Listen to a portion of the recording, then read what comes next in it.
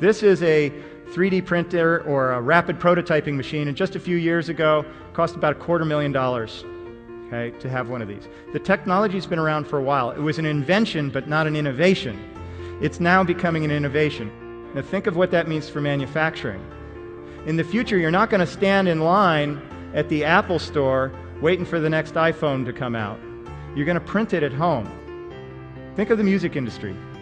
Music industry used to be about manufacturing vinyl discs that were in a distribution network sold at retail stores. And that all changed. Manufacturing could go through the very same thing. When people have home 3D printers, they're going to print the manufactured stuff at home. And so what is the value in the music industry?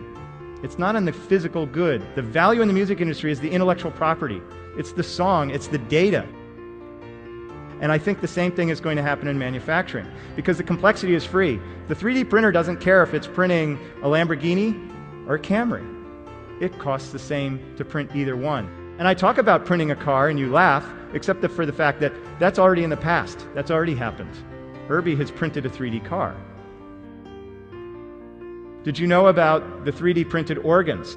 They had an inkjet printer technology that printed not inks in 3 dimensions, but it printed stem cells and a calcium lattice. And it prints and stutters those stem cells onto that calcium lattice in layers, and they put that down into a solution, an oxygenated solution that the stem cells grow in, and you can grow organs. And they printed a 3D kidney in 3 days. They brought out a student who had bladder cancer and would have died had they not printed, using his stem cells, his DNA, a replacement bladder, implanted it in him. He walked out on stage perfectly healthy to live the rest of his life. That organ will not get rejected because it was his DNA, his stem cells.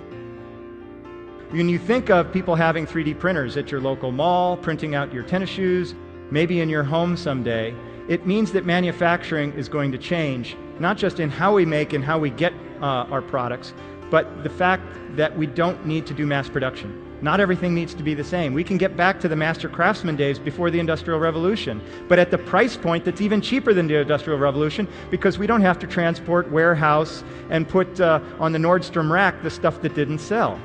Right? Just print what people actually want when they want it. If you're in the architecture industry, you're thinking, oh, he's just talking about manufacturing. This isn't going to affect me, except for the fact that at the University of Southern California, this professor, Kashnevis, is already printing 3D buildings. He's scaled up the technology to print an entire building. They take concrete, they embed in it things that are similar to carbon fibers. It becomes super strong, stronger than any concrete you know, and it's 3D printed into any shape, all automatically. So what happens to the construction industry when we don't have construction? It's just like the music industry. It's dramatic opportunity for change.